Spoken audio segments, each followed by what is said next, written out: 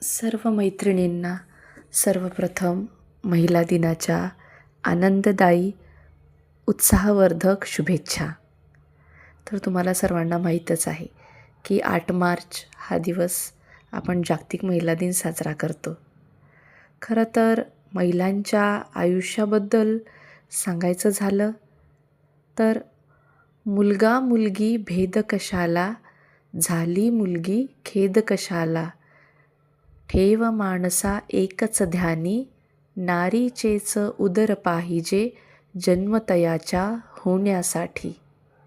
कारण जी काही जीवसृष्टी अस्तित्वात असते तर नारीच्या उदरातून जन्म झाल्याशिवाय ही जीवसृष्टी कायम राहूच शकत नाही.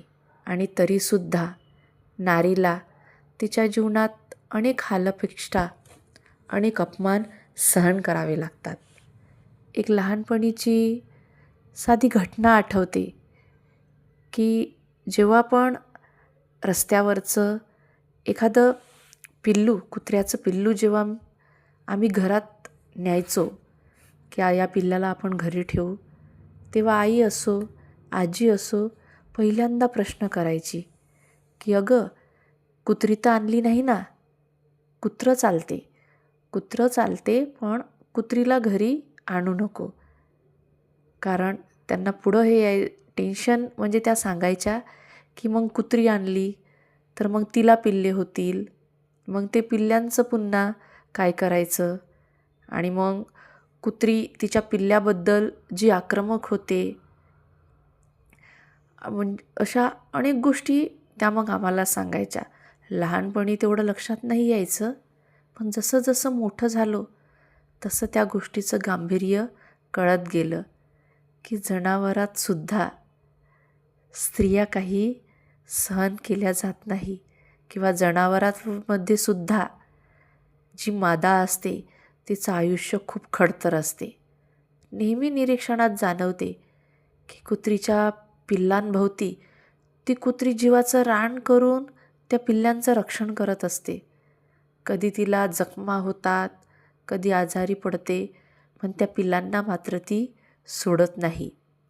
आणि मग असंच आयुष्य जेव्हा आपण आपल्या स्त्रियांचा विचार करतो तेव्हा स्त्रियांचं सुद्धा असंच असतं की जीवनात कितीही कठीण परिस्थिती आली तरी स्त्रियांमध्ये ते धाडस येतं की नाही, मला माझ्या मुलांसाठी जगायचं आहे.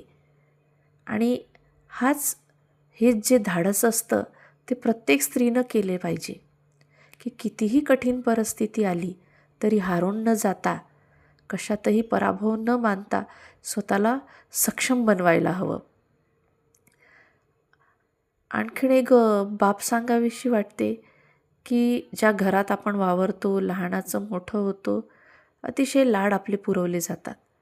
आणि तेवढं सगळं झाल्यानंतर जेव्हा आपलं लग्न होते तर आपण सासरच्या एकदम जी अनोळखी लोकं असतात त्या लोकांचे सगळे विचार, त्यांचं वागणं, त्यांचं राहणं हळूहळू आपण आत्मसात करतो.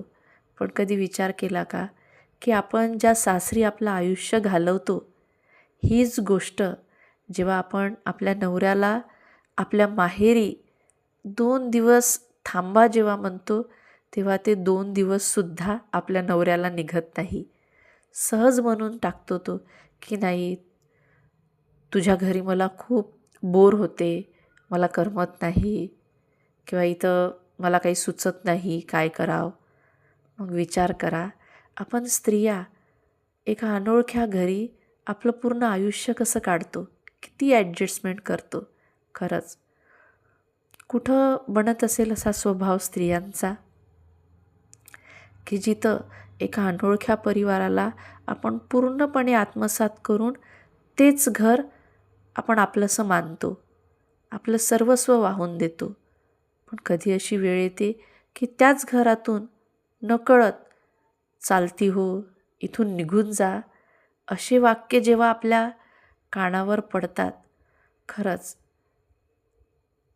काय मनाचा त्या स्त्रियांच्या मनावर म्हणजे विचार पडतो की त्यांच्या मनावर किती दुःखद आघात होत असेल ते, की हे घर तर माझं आहे, इथली प्रत्येक वस्तू मी ठेवलेली आहे, मी रचलेली आहे आणि आज याच घरातून मला चालती हो, निघून जा अशी वाक्य ऐकायला मिळतात.